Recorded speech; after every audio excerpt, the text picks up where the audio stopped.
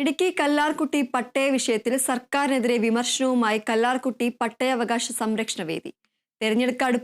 തെരഞ്ഞെടുപ്പ് അടുക്കുമ്പോൾ മാത്രം സർവേ നടപടികളുമായി രംഗത്ത് വരുന്ന സാഹചര്യമാണ് നിലവിലുള്ളതെന്നാണ് ആക്ഷേപം. കാലങ്ങളായി നടക്കുന്ന സർവേ നടപടികളിൽ മാത്രം പട്ടയ നടപടികൾ ചുരുങ്ങുന്ന സമീപനം അംഗീകരിക്കാൻ കഴിയില്ലെന്നും പട്ടയാവകാശ സംരക്ഷണ വേദി വ്യക്തമാക്കി. കല്ലാർകുട്ടി ജലാശയത്തിന്റെ സമീപ മേഖലകളിൽ താമസിക്കുന്ന കുടുംബങ്ങളുടെ പട്ടയത്തിനായുള്ള കാത്തിരിപ്പ് നീളുകയാണ്. നിരന്തരം ആവശ്യമുന്നയിച്ചിട്ടും പട്ടയമെന്ന തങ്ങളുടെ ആവശ്യത്തോട് ബന്ധപ്പെട്ടവർ മുഖം തിരിക്കുന്നുവെന്നാണ് കല്ലാർകുട്ടി നിവാസികളുടെ ആക്ഷേപം. ഈ സാഹചര്യത്തിലാണ് പട്ടയ വിഷയത്തിൽ സർക്കാരിനെതിരെ വിമർശനവുമായി കല്ലാർകുട്ടി പട്ടയാവകാശ സംരക്ഷണ വേദി രംഗത്ത് വന്നിട്ടുള്ളത്. തിരഞ്ഞെടുപ്പ് അടുക്കുമ്പോൾ മാത്രം സർവേ നടപടികളുമായി രംഗത്ത് വരുന്ന സാഹചര്യമാണ് നിലവിലുള്ളത്.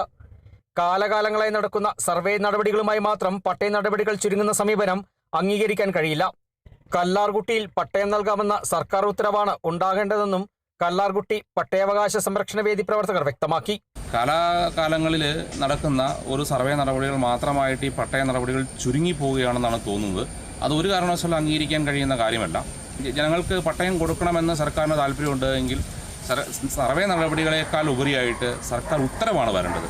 കല്ലാർകുട്ടി മേഖലയിലെ കാശ്മീരിൽ പട്ടയം കൊടുക്കാനുള്ള സർക്കാർ ഉത്തരവാണ് വരേണ്ടതെന്നാണ് കല്ലാർകുട്ടി പട്ടയാവകാശ സംരക്ഷണ വേദി ഈ വിഷയത്തിൽ നമ്മളുടെ വിലയിരുത്തൽ. കല്ലാർകുട്ടി അണക്കെട്ടിന്റെ ഇരുകരകളിലുമായി വെള്ളത്തൂവൽ, കൊന്നത്തടി പഞ്ചായത്തുകളിൽ അധിവസിക്കുന്ന 3500-ലധികം കുടുംബങ്ങൾക്കാണ് പട്ടയം ലഭ്യമാക്കേണ്ടതുള്ളത്. Kerala vision news, Idukki.